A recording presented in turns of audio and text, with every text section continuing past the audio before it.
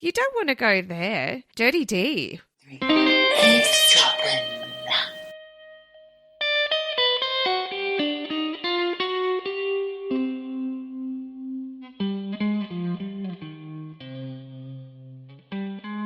Hello there. Oh, you sound exhausted. Hi. I'm not exhausted. Hi. Breathy. I'm Hi. breathy. Exactly. Do you know what? I had the most wonderful compliment from somebody the other day. What did they say? I think it was a compliment, and I think it was directed at me, so I can't be sure. I'm almost in disbelief, really. This old friend of mine said, well, first of all, she sent me, as most people do every year, the Instagram post for the big Kate Bush Day where they all dress up in a red dress and do the Wuthering Heights dance. Where is They're moving that? locations. This year it's in, I think it's Dover on the seafront, on the Yard Arm or something, down by the boats. Oh, in front of the white cliffs. I can imagine that. It's by the boats. I think there's a great big slab of tarmac they're all going to do it on. Then she said, I've just been to a Marilyn Monroe exhibition. It reminded me of you with your photographability or something like that. Oh. I was like, are you saying that I'm like Marilyn Monroe? I didn't respond like that. I just said thank you. Of course. I wasn't sure what she meant. Well, you're blonde. You Boop-boop-be-doo. got a few little curves going on. You know. Yeah, but I'm like double the height. I thought she was tall. I'm a whopping great. No, she's like 5'4" or something. I thought she was taller. That's a compliment. I'll take it. Marilyn Monroe? Fuck yeah. Why not? My name's not Marilyn, by the way. It's Geordie. Hello and welcome to Eavesdroppin, the comedy podcast. Hi, and I'm Michelle, and you're an eavesdropper because you're listening in. You're an eavesdropper? Wow, did you know that before? Because if you didn't, you are now. Well, if you didn't know that before, it's your first time here. So welcome to you and to our regular listeners. Welcome back. We love you. Yes, welcome back. It's a community. We're thrilled that you're tuning in. Tuning in? We're not a bloody radio. We're thrilled that you found us. Yeah. And then you find us. Aren't you lucky? Yes. I do hope that those newbies stick around because, well, I've got a couple of stories to tell today, Michelle. We'll save that for later. But first of all, currently we have a Patreon episode and it is for the month of July over on www.something/Patreon/eavesdroppin podcast probably is where you'll find it. If you don't know, how can they find out? Well, you just got to go to Patreon and put That's what you do. eavesdroppin, no G in. Otherwise, patreon.com/eavesdroppin podcast. Something like that is what I said. On that episode, we have a little chit-chat, but I told you something, Michelle, about James Franco, didn't I? Oh, you might have. Gone in one ear, out the other. Oh, yes. That he had this really strange TikTok and Instagram post where he was Yes. leading up to something and then finally he showed what essentially does look like a person in an alien costume, and you can't really tell if he's being serious or not. Actually, it does seem like he's kind of overacting a little bit. Doing a promo for something, surely. It turns out he's not doing a promo because he's got nothing to, he has got something to promote, but it's not anything to do with aliens. However, what I didn't realise, and now you said that you would definitely go there in an elevator with James Franco. Well, guess what? He would definitely go there with you too, because apparently he's got a bit of a sex addiction, I'm sorry to say. Oh. And he has been cancelled, Michelle. He's on the other side of being cancelled. In 2021, there was a lawsuit from two of his former acting students who settled out of court in 2021 for untoward advances. What would you say? Sex pest. Unsolicited. He was a sex pest. He's a sex pest. And he's fallen out with his longtime collaborator, Seth Rogen. Doesn't work with him anymore. Okay, well, when someone has a stink of sex pest on them, You run. you do. You run. The flies are swarming. So you and James Franco in an elevator actually could happen, Michelle. Yeah, because he's He desperate. wouldn't say no. Well, he wouldn't say no. Maybe I would now. You don't want to go there. Dirty D. Nobody Dirty wants D? that. A What dirty do you D. mean? Well, if he's a sex pest, he's putting it round everywhere. Nobody wants that. The dirty D. Is that an expression that's used in public that people... It's just me. Is this just you? It's just Oh me. my God, I'm not quite sure how to take that. Dirty D. What about if you had a dirty V, Michelle? Would you like people to know that? I'm just saying, if you're chucking a spready here, there and everywhere, throwing it round, you might have a dirty V. So if you use it, it's therefore used and dirty. Just trying to get to grips with what we're thinking here, the mindset. I'm just saying, if he's a sex pest and Right. he's throwing it The round... girls aren't dirty, though. know. They're lovely and clean. How do you know? Well, these poor students. Yes, the poor student. Just minding their own business, being harassed. If he is a sex pest and if he's actually getting the action, if he does have a sex addiction, that's a lot of sex. But we don't know if he's using prophylactics. We don't know if it's protected or not. No. Yes, I did make an assumption. We as humans do that, don't we? We do. Of course. It's normal. It's human nature. But it's also good to question it, I suppose, when we do make those assumptions. Let's just investigate. What, is that just so we don't get sued? There is that. Is that There why? is that. There is that. It's just good practice. It's good practice. Yes, it is. Awkward. Orcs. Well, I wanted to say that we have heard from our gorgeous white witch, Safka, and she had a successful operation, so we are very thrilled to hear that you are well and getting better. Great news. All those good vibes from the eavesdroppers, hopefully, came your way and helped with the healing. Oh, this is the community that you belong to now, if you're a newbie, by the way. We all care about each other. We all love each other. We all contribute to this podcast. Cal the Pal, Safka, Charlene Happy Chappy, Janneke from Amsterdam. I think she was so taken with McCracken Poston Jr. Hi, McCracken, if you're listening. I think he is, who was our guest last month on Patreon.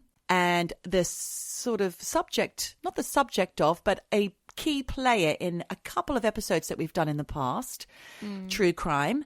He has a book out based on one of those stories, the Alvin Ridley story, Zenith Man. Well, I think she was so taken with McCracken's interview, she went and bought that book. So McCracken, we're getting you some action. Well, I don't know if it's action. I think it's some in the book sales. sales department.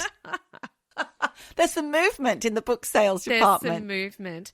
Yes, well, I'm waiting for the paperback, which is coming out shortly, a couple of months. Yes, I want that. Yep. I also think the shipping from overseas is a little easier on the pocket than a hardback. Right. Very good. Well done. Well, you've been burnt before, haven't you, when you have to spend some money in Oh a my Swedish God. bookshop? Yes. Don't even go there. It's still... For a trashy novel in hardback. It was actually a great novel, but it was a killer on the wallet. Right. It was a shock. I walked out, as I said, I felt violated by, by the shop assistant. Well done to Janneke for making a purchase on the Zenith Man. Tell us what the new facts are. Get in touch. Well, no, don't, because I'm going to read my own version when I get mine. That's true. That is true. We can all have a book club. Oh, God. That's just so much work. I find I struggle to read a book these days. Same. I'm still halfway through a book about internal family systems, which is a modality of counselling. I've got a couple of books here that it's because I read that you should not look at screens before bed. We all know this, but we all do it. Instead, you need to get into bed and you should read a book, because when you read a book, it actually accesses different parts of the brain and it actually does send you to sleep. This is what I've read. It's true. I used to always fall asleep when I was reading, but now I need to make the words bigger. That's why I need some sort of digital reader. Oh, you just need a magnifying glass. You can be that lady. It's not very hands-free. No, it's not very hands-free. So I've been trying to read before I go to bed, if I remember. And it really is, it's like 2 pages and I'm not getting through these books. So a book club doesn't work for me. Yeah. I don't have time for reading a book. However, I do have time to watch things. And I have got a rec this week. Oh, okay. It's called Big Mistakes. Oh, I've not heard about that. Well, it's Dan Levy, who was... I love him. Yeah, the guy from Schitt's Creek. And he's got a new series out. I think it's Dan Levy. Is that Dan? The son? Yeah, Dan. Yes. Yep. I have seen the ads now you've said it, yes. Yes. And it's just a bit of a laugh. It's a good romp. Good. A little bit have to suspend your disbelief on some elements, but it was just good fun. Why not just have a series that's just a bit of good fun? So that's a rec in my book. Wonderful. Thank you, Michelle. Andreas and I are starting a new series together because I'd read so much about it. I thought, I'm going to give this a go. It's called Dutton Ranch. Okay. Is that one of the ones to do with Yellowstone? Yeah, it's that guy. He wrote all of those. It's like Dynasty and Dallas all rolled into one. I haven't watched. We've watched is. the first episode of Yellowstone, and that was it. We weren't grabbed. Yeah, I mean, I'm not sure that we're really grabbed, but we're sticking with it because we do like to watch things together. We don't often do it anymore. It was always Swedish crime noir that we would watch because he could listen in Swedish and I would read the subtitles. But we've got the English subtitles up, which helps both of us because half the time you're like, what the fuck did they just say? What's it about? Well, it's ranches in Texas and all the dumb shit that happens. You know, you've got if I'm into foot that. and mouth disease. Oh, you've got God. cattle wrestling. Someone got shot. You know, it's all the dramas out on the ranch. I get all of that through my weekly omnibus of The Archers on a Sunday morning on Radio 4. God. I'm still avidly listening. So you don't need Dutton Ranch. You just need the Archers. I don't need that. I've got The Archers. I've got Ambridge. Yeah. So far, it's a wreck. It's a slow-moving wreck, but it's okay. And we're going to... Okay is the word. We're going to stick with it and give... I don't know why I feel the need to just say Dutton Ranch, but we're going to give Dutton Ranch a go, a red-hot go. Okay, well, I'd love to hear if any other listeners are watching that. And if not, what else are you watching? We need to know. Although it is summer here in the Northern Hemisphere, which means there's not a lot of watching going on and a lot more frolicking outside. Yes, but I was at a wedding recently... Hot temperatures, but that night, the wildest storm. Oh. I felt like the lightning was trying to come in through our window and get us. It was just lightning after lightning after lightning. Oh, we've had a few of those here. Rumbling of thunder that just was the loudest, craziest rumbling for hours and hours and hours. Just wild storm. The hot heat. No sleep. No sleep. And then I got bitten to death by mozzies. Mozzies, because the window was open. Yeah. Yep. I'm still scratching. Oh, God. And it's nearly a week on. Blimey. What's she on about? What? Silly bitch. What? I think we're about ready to launch into this story this week. Now, I've just said it's summer here, and we did have a listener not write in because I was in his presence. I asked him, do you want to contribute? Because he asked, where do you get your ideas for stories? I said, our listeners write in all the time. What would you like to hear, Joe Carkery? He said, something to do with the seaside. So yes. All I could find, unfortunately, Joe, and fellow eavesdroppers, was something about islands, which is kind of holiday-ish, right? Yes. I thought you were going to say murder at the seaside casino or murder on the top deck or murder on the beach. Sounds like an Agatha Christie novel or something. Yes. Well, there are murders on the beach. There are all of those things, Michelle, but I've chosen something else. It's not necessarily tropical paradise islands with cocktails and hammocks, mind you. But this island, well, these islands that I'm talking about today, they are very famous for very different reasons. Okay. So let's go on holiday again. This time, first stop, Cannibal Island, Siberia. Oh, my God. I don't think there's any sun in Siberia. Is there? What the hell? That's not quite the seaside Joe Carkery was imagining. Sorry, Joe, but, it's an interesting story and it needs to be told. Now, I will also add that over on the Patreon, you did round out our month of Bitsers with quite a disturbing story from Australia, which involved cannibalism, which is in the news at the moment. Yes. So it is just by coincidence that this story is about cannibalism as well. So please, trigger warning. I've tried to go easy, but there are a couple of dodgy descriptions of things coming up. I will give fair warning if you are sensitive. But this story, it's a strange one because it's one of the Soviet Union's most disastrous social experiments that's ever occurred. I'm getting Lord of the Flies vibes. Well, yes, you will be getting that and more. In the spring of 1933, Joseph Stalin was several years into transforming the Soviet Union through industrialization and collectivization. By the way, if you don't know what that means, because I didn't, but obviously it basically says what it does. It's an economic and political system where private ownership of land and industry or means of production is all replaced by the collective, a cooperative or state ownership, which was a great idea. But, this primary goal to centralize management and boost economic productivity and ensure equal distribution of monies amongst all the people. I do love the idea, but of course, it didn't work out. Socialism? And it never does. It's never worked. This is communism. Yes. This is proper deep communism, I think. So at this stage of Russians' history, Millions of people had already died through famine and political purges and forced labour, but the government had yet another ambitious idea. And rather than simply putting all the people in prison that they viewed as a problem, which they had been doing, why not just pop them over to a nice little island somewhere in the regions of Siberia? Now, this has happened before. It does sound familiar. Hello, Australia. Yes. Ironically, though, for Australians, now what I'm about to say may be controversial, but now they send their illegal immigrants to the South Pacific island of Nauru to be detained. So that it's not such an outdated practice, Michelle, No. what I'm telling you, from the 1930s. No, it's not. And there's also the folklore of there's a dead celebrity island somewhere where Elvis is still hanging out. There's all that stuff. Come on. He's aged. If he's alive, he's so old and not very well. I know.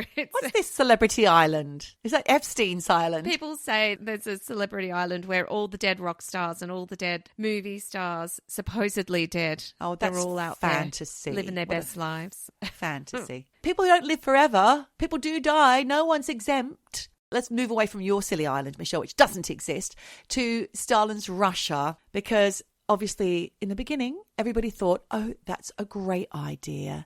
But government officials thought that they could move hundreds of thousands and eventually millions of people into remote wilderness where they would just do all the work, which they had been doing so far, clearing forests, farming the land, and creating an entirely new self-sufficient community, or communities, because there's going to be tons of them. They're crims, right?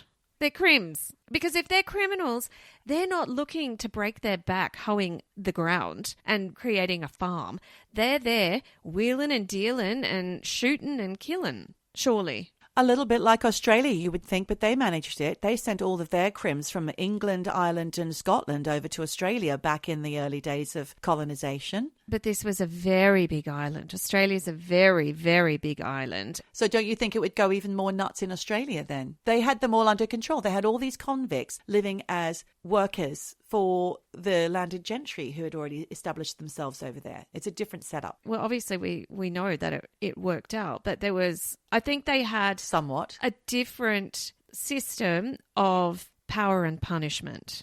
Okay, well, this country let's see what you say. I don't know what's happened in Siberia. Regarding the crims, them all being crims, as you said, pin that. But within a couple of years, these settlements were supposed to be thriving agricultural colonies. What a great idea. But the first problem was deciding who was going to be relocated. And the answer was, Michelle, not just crims, but almost anybody. Oh. Police across the Soviet Union were ordered to arrest people who weren't carrying the correct internal passport or who had happened to be in the wrong city. So it's a bit like if I popped down to my local Sainsbury's without my driving license, I'd end up shipped to Siberia. Right. That's what they're doing. They're rounding up everybody. They wanted not just the criminals, but every fucker. One student, for example, had travelled to visit his aunt in Moscow. Before she'd even opened the front door, police stopped him outside because he wasn't carrying his passport and he disappeared into the system. Right. Never to be seen again. In another city, police surrounded a busy marketplace and arrested almost everyone who couldn't immediately produce identification. And we're talking women and children here as well. Some had committed crimes,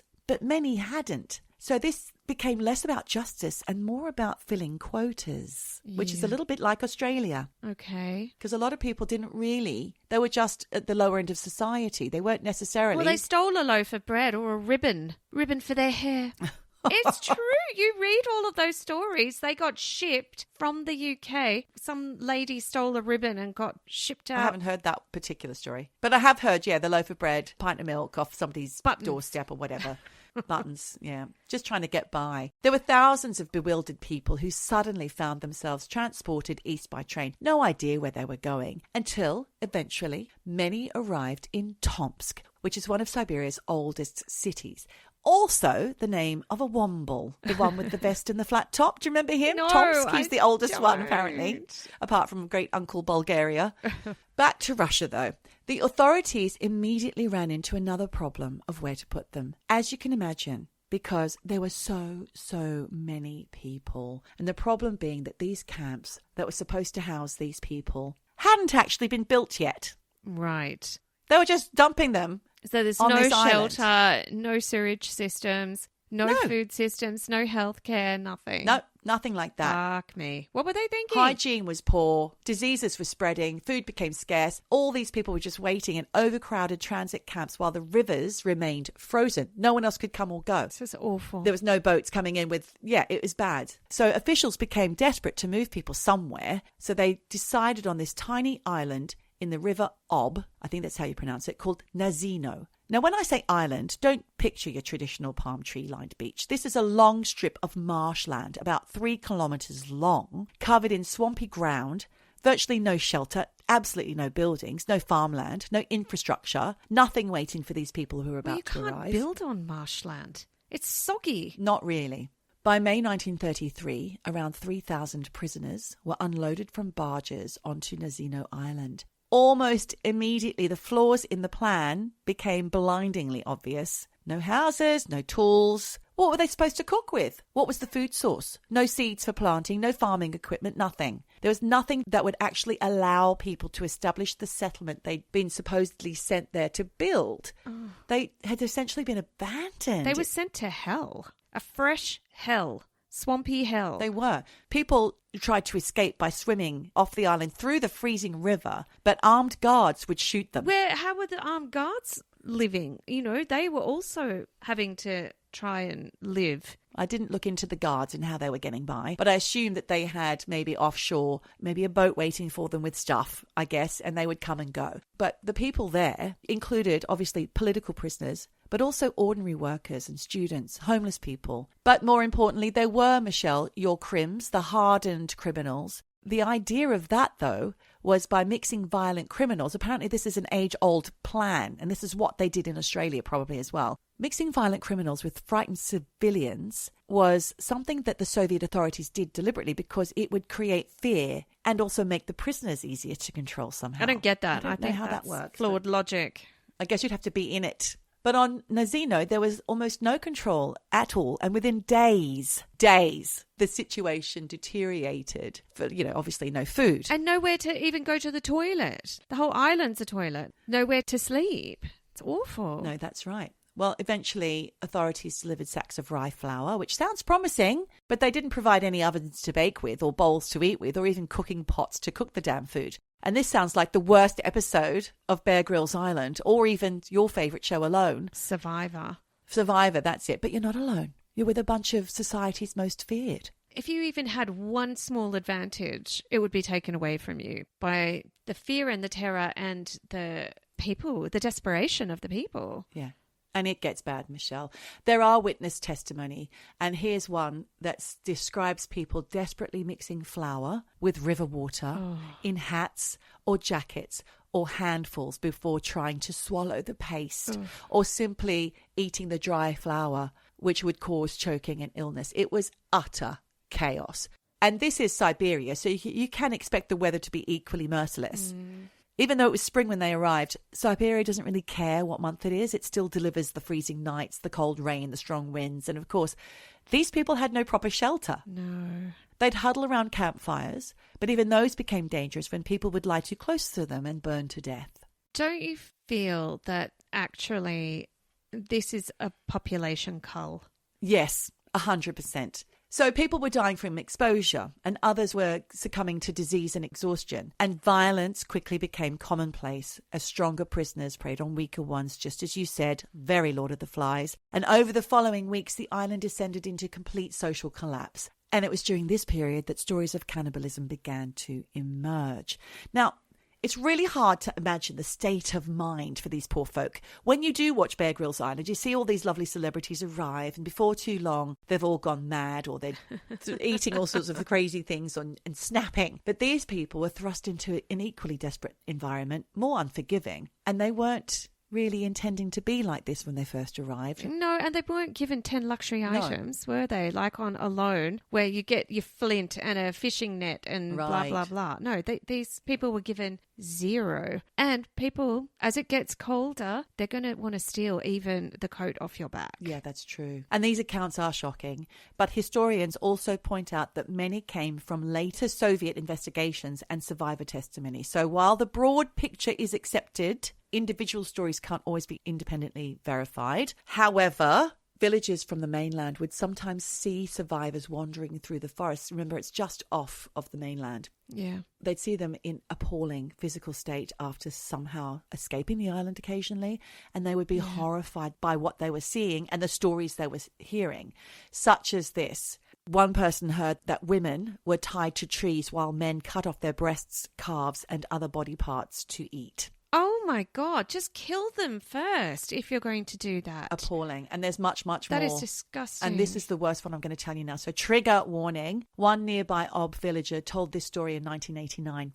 Once a woman from the Island of Death, she was being taken to another camp. The woman was taken into the back room to spend the night, and I saw that her calves had been cut off. I asked, and she said, they did this to me on the Island of Death. Cut them off and cooked them. All the meat on her calves was cut away. Her legs were freezing because of this, and she wrapped them up with rags. She was able to move on her own. She looked like an old woman, but she really was just a little over 40.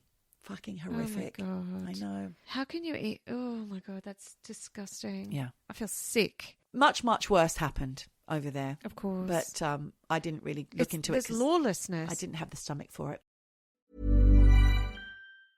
Mom, can you tell me a story? Sure. Once upon a time, a mom needed a new car. Was she brave? She was tired, mostly. But she went to Carvana.com and found a great car at a great price. No secret treasure map required. Did you have to fight a dragon? Nope. She bought it 100% online. From her bed, actually. Was it scary? Honey, it was as unscary as car buying could be. Did the car have a sunroof? It did, actually. Okay, good story. Car buying you'll want to tell stories about. Buy your car today on Carvana. Delivery fees may apply.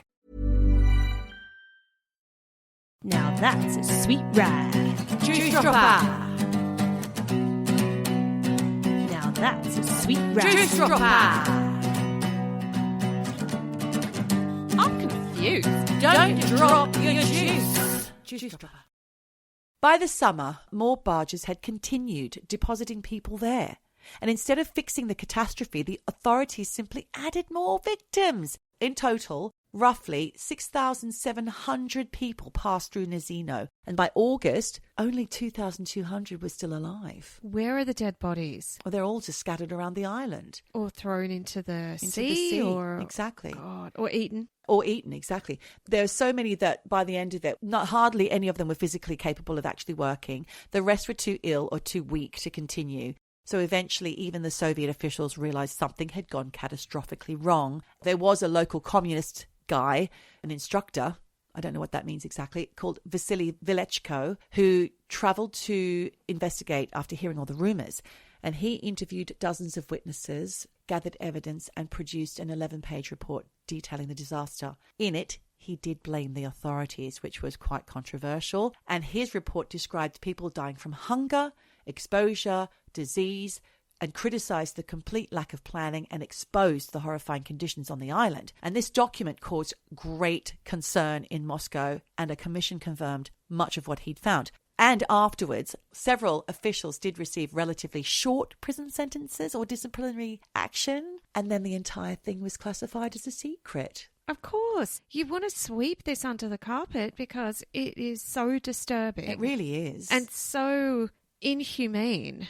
Totally. So that report disappeared into Soviet archives, and the Nazino files were buried. And for decades, this appalling time in Soviet history was almost entirely forgotten. And it was only after the collapse of the Soviet Union did historians begin uncovering what had happened there. Yeah. Today, if you were to go to the island, you'll see nothing more than a simple wooden cross on it. And some people do make pilgrimage to remember those who never returned. And it stands as a reminder of one of history's most chilling examples of bureaucracy gone utterly mad. Yeah, absolutely. And people going utterly mad. And people, exactly. What happens when you throw a bunch of people unprepared? I mean, sometimes it can work out if you think Australia worked out, but on this occasion it was a shit show. Australia did work out. I mean, obviously... For the convicts and the Aussies, I suppose. Maybe not the original inhabitants. No. At least you had the means to be able to construct shelter, to do the basics, to survive if you were a prisoner. Of course, the indigenous population didn't fare so well, but that's a different story. That is another story for another day. Speaking of other stories for this day, I have one more. We're going to go somewhere a bit sunnier now. All right, good. Well, I mean, this one doesn't have any Club Med, though,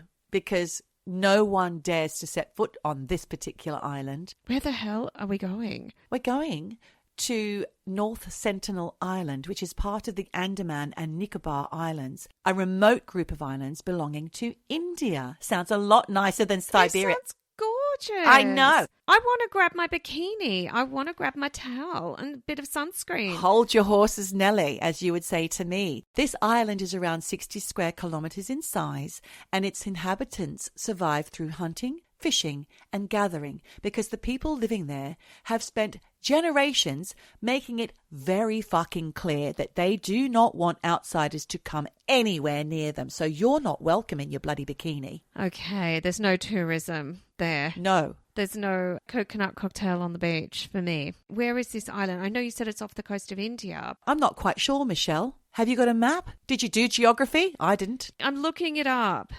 It's actually off the coast of Thailand. It belongs to India, though. Belongs to India, but it is definitely closer to Thailand, Malaysia, Singapore. I don't know why India's got it because it's nowhere near India. Nicobar. I mean, that's the kind of place I would actually go. It's North Sentinel. Can you see North Sentinel Island on your little map? No, I can see Andaman and Nicobar Islands in the Andaman Sea, so I'm definitely in the right place. I mean, it's not that far from Phuket. It is not that far. Well, you can go to Nicobar and the Andaman Islands, but you can't go to North Sentinel Island. You just can't. And I'll tell you why. Barren Island, no. No, it's North Sentinel Island. It might not even be on the map. Oh, it's teeny, teeny, tiny. Not that far from Phuket. What are you saying? You want to go? No, all I'm saying is it's the kind of place where if you're adventurous and you're just like, oh, Phuket's so over-touristed now, I want to go somewhere else. It's not that far. Well, let me tell you what happens if you do. Because even though everybody knows, including the authorities, that no one is to go to North Sentinel Island, that community has been untouched. Despite this, there was a 26-year-old American named John Allen Chau who travelled thousands of miles to reach the island, knowing it was illegal to go there and that the people living there had repeatedly attacked outsiders who approached. So he knew this. He didn't just think, I just want to go somewhere that's really off-grid. No. Because I can imagine people doing that. Yeah. Oh, I want to go. Why can't I go? Yeah. Freedom of movement. Why can't I go? It's off-grid. You know, no internet. Fantastic. Let's go North Sentinel. This is the last untouched island community on Earth, and they have no immunity to many common diseases. John also knew this, but he believed he had a duty to bring them, possibly not the common cold, but Christianity. Oh, my God. Okay, here we go. Now, nobody knows exactly how many Sentinelese there are on the island. They have their own language, and nobody outside the community understands it. They have no known written language, and that's because they have so little contact with the outside world that a cold or a flu could be potentially catastrophic, and God knows what else. Oh, it could rip through their entire community. And this is one of the reasons why it says here the Indian government, so I don't know why. Maybe it does belong to India, I don't know. Yeah, I'm sure it does, but it's just closer to Southeast Asian islands. This is one of the reasons why the government have made it the island protected and prohibits outsiders from approaching it.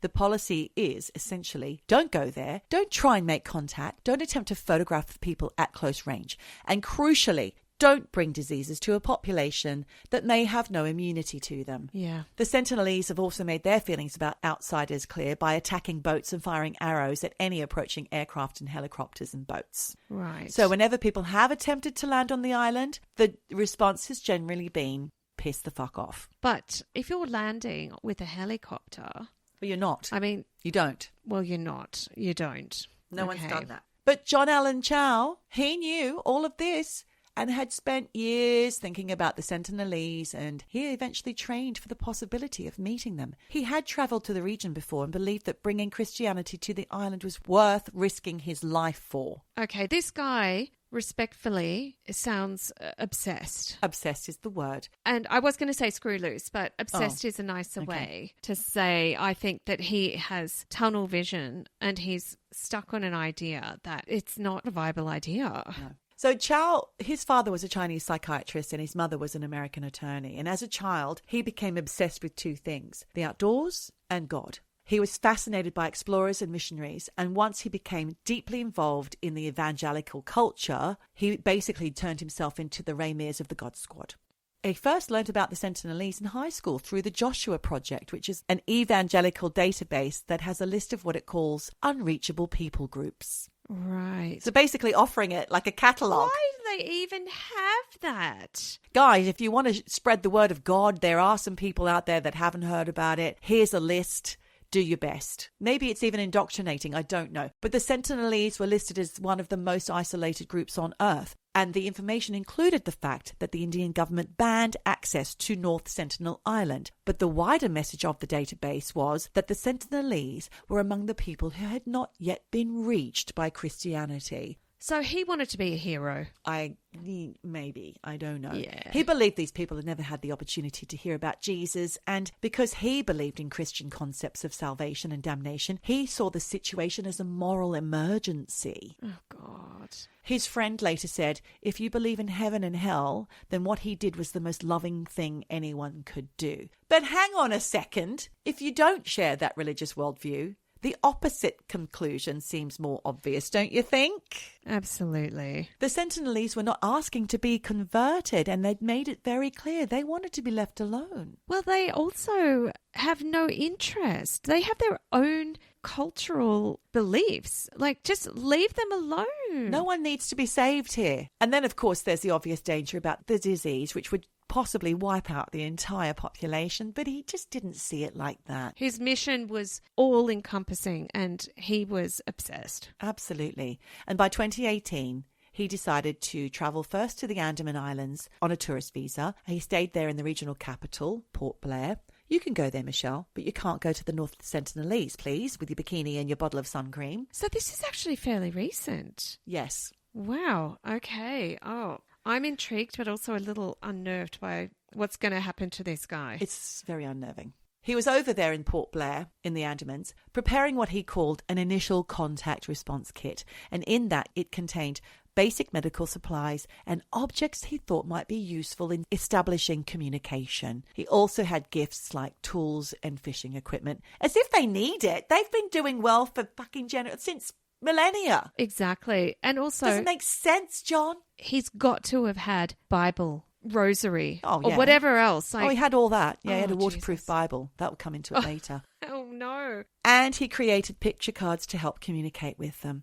He spent time in isolation before making the approach because he was very thoughtful that his being there might risk carrying a disease or an illness to the island. So for 11 days, he avoided direct sunlight and stayed largely isolated, writing in his diary. Direct sunlight? What's that got to do with anything? I don't know. So weird. But the diary was quite key because he kept detailed records in there of what he was doing, and it showed that he was actually really scared that he might die. Oh. And on the night before his final attempts to reach the island, he wrote about watching a sunset and wondering whether it might be the last one he ever saw. Yeah, mate.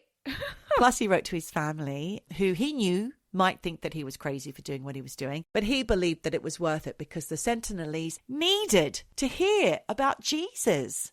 So if he died, he would have fulfilled his purpose. Really? That remains to be seen. All right, let's see where this goes. On the night of the 14th of November 2018, Chau set out with local fishermen heading to North Sentinel Island under cover of darkness. Now, these fishermen were Christians, and they had agreed to help him, but they were also quite reluctant to get too close, understandably, because the island was protected and approaching it was illegal. And they knew that the Sentinelese had a reputation for attacking outsiders. So when they reached the island, they stayed offshore. Smart. The next morning, Chau made his first attempt. But with the fishermen refusing to go any closer, Chau took a kayak and paddled towards the shore by himself.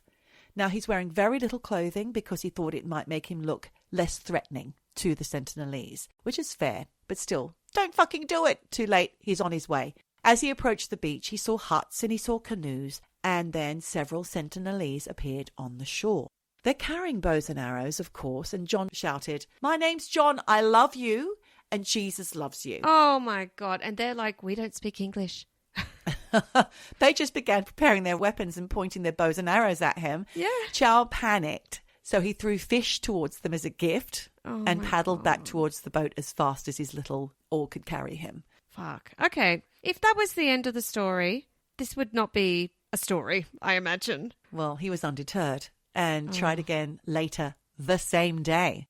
This time he landed on the island and he placed gifts on the beach and he attempted to communicate by imitating sounds he'd heard from the islanders. It's said that they apparently laughed at this point. So he sang Christian worship songs and spoke about the Bible. He also tried to preach. Now, for a while, the Sentinelese, watching this display, seemed to tolerate his presence. But after some time, a young boy picked up an arrow and shot at him. Luckily, it struck his waterproof Bible that he was carrying. Oh, God. Saved by God. So he removed the arrow and returned it to the boy before making a beeline for his kayak. But it wasn't there anymore. Yes. Okay. Distraction techniques. So he then had to swim back through the water to the fishing boat. Oh, what? They were waiting for him. The dudes. Well, the boat's still offshore. Oh, but not the fisherman. No, his fishing boat. His fishing boat. Okay, the fisherman, the Christian fisherman who took him out there. But they're waiting for him, sort of. Pardon? Are the fishermen still on the fishing boat? The people who took him there on the boat, the fishermen. Yes. The Christians. Yes. Who won't go much closer. They're far offshore. Yes. And he was kayaking in and out to make contact. His kayak was gone. Kayak's gone. He had to swim back out to them. Okay, so they are still out there. They are still waiting. Right. Of course, they're not going to leave him there. That's the job. He's obviously paid them to stay and make sure that he gets back to the mainland after he makes contact, I guess. Right. So does anybody know what's actually going on here? Does she? Eavesdroppin. No one knows. Eavesdroppin. What? So that evening, he wrote in his diary about how frightened and upset he was. He was crying. He was beside himself. If he has paid for these fishermen to wait for him, what was his long-term game plan? Was he intending to integrate into their society and become a preacher, or was he intending just to go there, here's God, well done, bye-bye? I didn't get that information, but I'm assuming that he would have just started by making contact, establishing trust, and eventually going back to mainland, and then eventually more people would come, the missionaries come, they build their schools, they teach them, they wrap their knuckles with rulers, and then fucking God's on the island, and that's it. That society collapses, and here comes the booze, and whatever else happens. Okay, wow. That's my guess. Okay. That seems to be what happened in the past on other massive great big islands. Anywho. So he's upset. He's upset. But he's still not going to give up, Michelle, despite being saved by his waterproof Bible. Yeah. A little boy, shooting at him. They stole his kayak. The Jesus call was still strong within John. So this time he planned to approach without the fishing boat nearby. What, to swim in? Yeah. Oof. He thought the Sentinelese might feel more comfortable if he appeared to be alone, I suppose. So the following morning, on the 16th of November, 2018, he went alone to the island while fishermen later watched from offshore. Chau paddled towards the beach, and he was never seen alive again. Oh, God. The fishermen later reported seeing the Sentinelese dragging his body along the beach and burying him. Oh. The Indian authorities did not attempt to retrieve his body. Nope. And that decision was deliberate because recovery operations could have put the Sentinelese at further risk and could have resulted in more violence. So the government eventually arrested several fishermen who had helped Chau reach the island. They got arrested. Yeah. And the people of North Sentinel were simply left alone. Well, I actually think it's probably the correct response because Absolutely. it's illegal to go in those waters. Those fishermen defied laws to do it. Yeah. A man paid with his life. That's it. And I mean, obviously, I have certain feelings about this entire story, but there is a man who's lost his life, and Chau's family did describe him as a loving son who cared deeply about the Sentinelese. He was almost obsessed, as you said earlier. But even within the evangelical community, there was disagreement.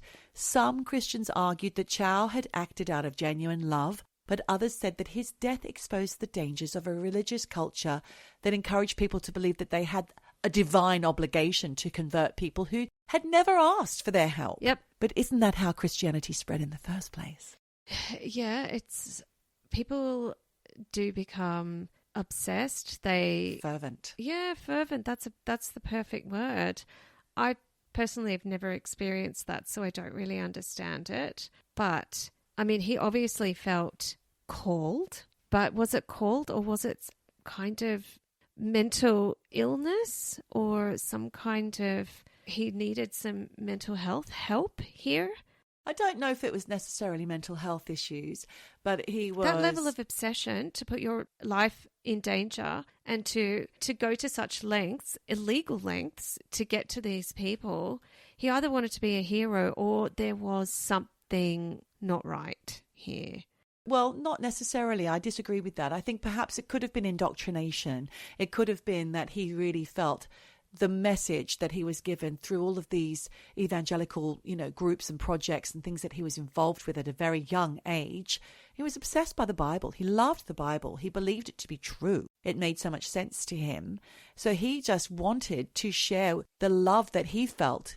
So he didn't really think outside of that, unfortunately. So maybe, there might have been some sort of, inability to empathize with others. I don't know. It does feel like a massive empathy that he wants to share what he feels, but he's not thinking about what it feels like to be them. No. Do you see what I mean? And they don't want anyone, including him. They're happy. They've managed.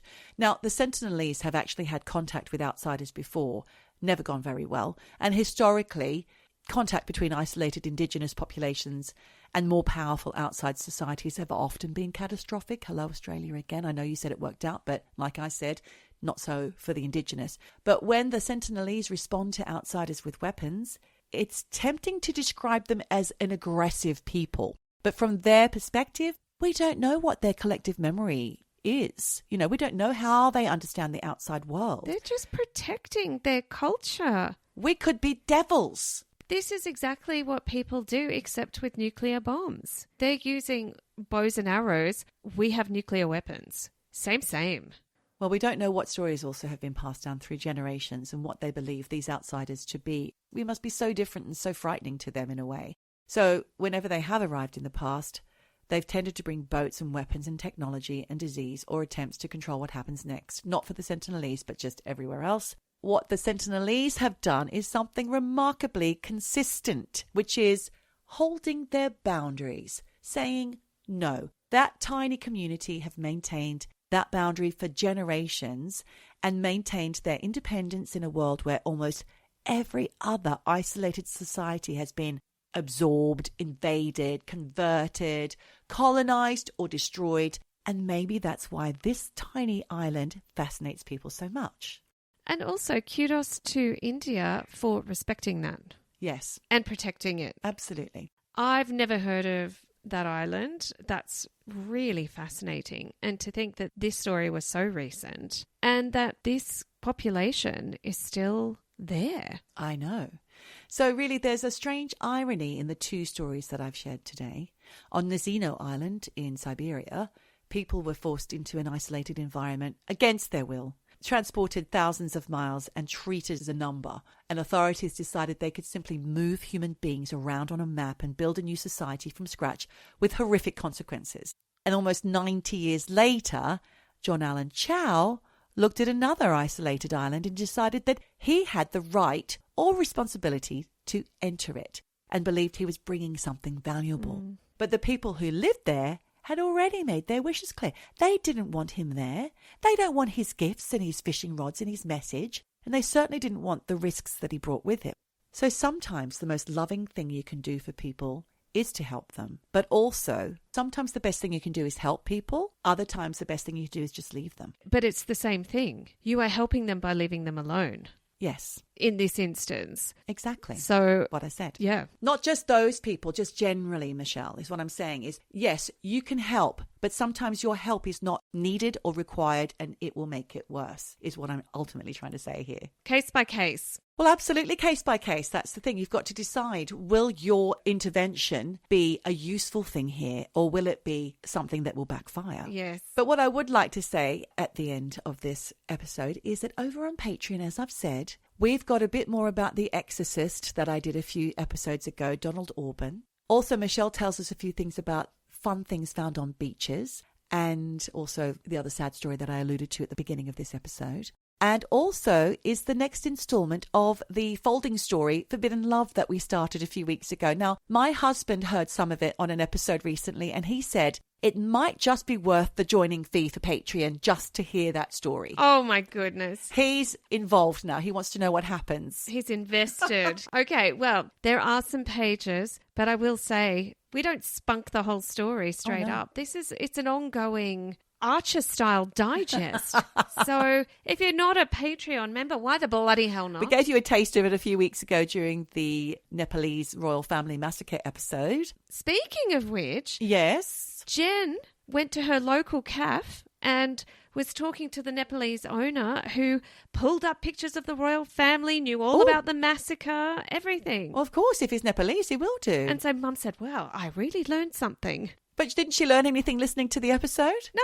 She learned something from the episode. Oh, I see. And that's why she was able to converse with them about... Oh. She brought up, my daughter. My daughter's got a podcast. And they did a whole story on the Nepalese royal family. Well, it opened up a whole can of worms. Wow. More exciting for Jen is that she has a Nepalese cafe local to her. Well, they do cheese toasties, but the owners are Nepalese. And a momo. Yeah, well, I don't know if they do a momo. I've been there before. They're nice. They're nice people, but they don't dig deep into their Nepalese culture and food culture. Yeah. They're giving the oldies what they want, chocolate milkshake and a cheese and avo toasty, all that kind of stuff. But they're very nice. Yeah, they sat down and had a good old chat with Jen about the royal massacre. Oh, that's a jolly morning's worth of chit-chat, isn't it?